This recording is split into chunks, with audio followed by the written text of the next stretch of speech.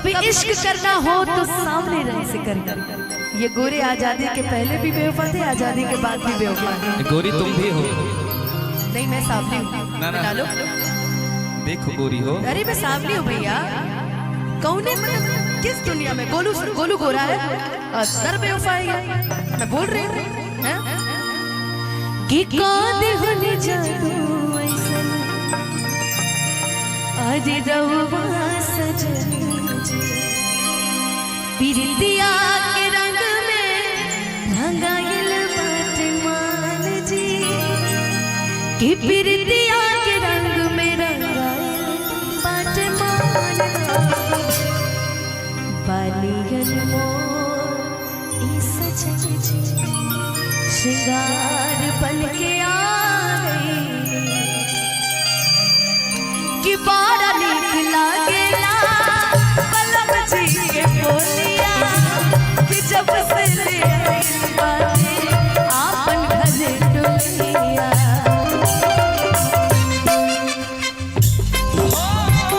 सांझ के सिजरिया जब गोरी बैठे रहे रंग दे आपन जे।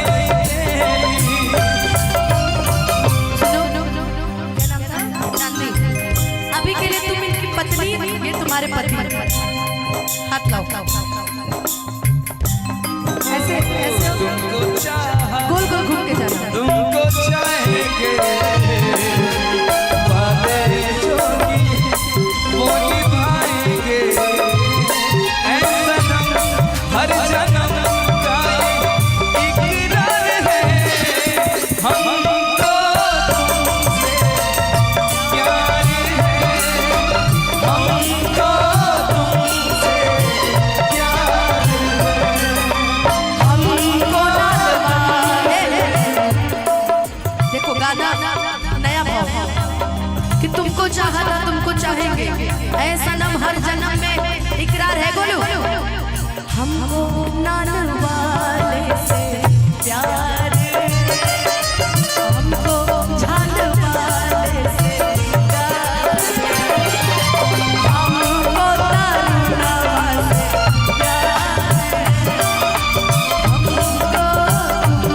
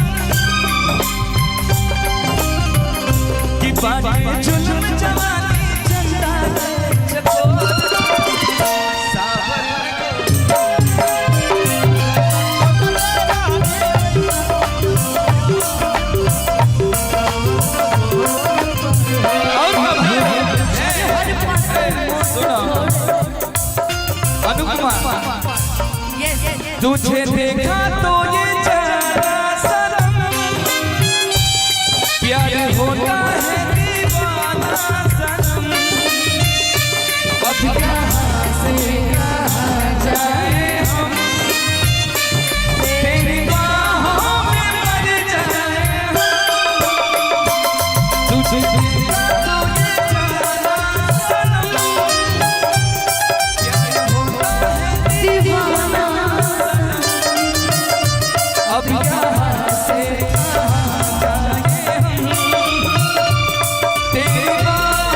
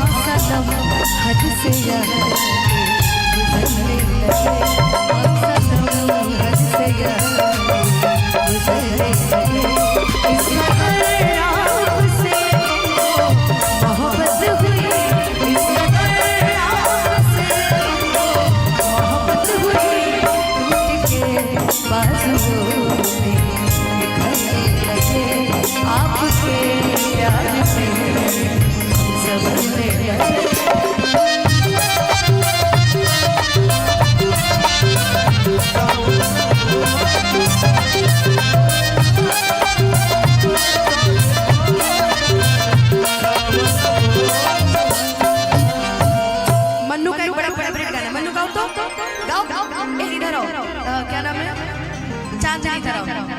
बाल तो हार करे झप झप झप झप, करो तो चारों तो चांदनी। बाल तो हार करे झप झप झप झप। लग रहा है माता जी आ गई है बेचारी को। अरे सभी आओ ना यार, चारों को बुलाइए, दो नहीं चारों को बुलाइए। वो पूजा और वो क्या नाम था उसका, शबनम। हाँ राहुल भैया तो के याद हो, लगत है हमरा वही कंपनी का चारों